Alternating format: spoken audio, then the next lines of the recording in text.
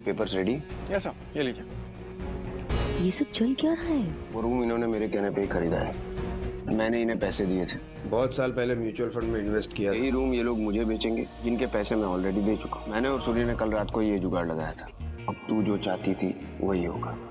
हक से चाबी लेगी बापोद्रा से।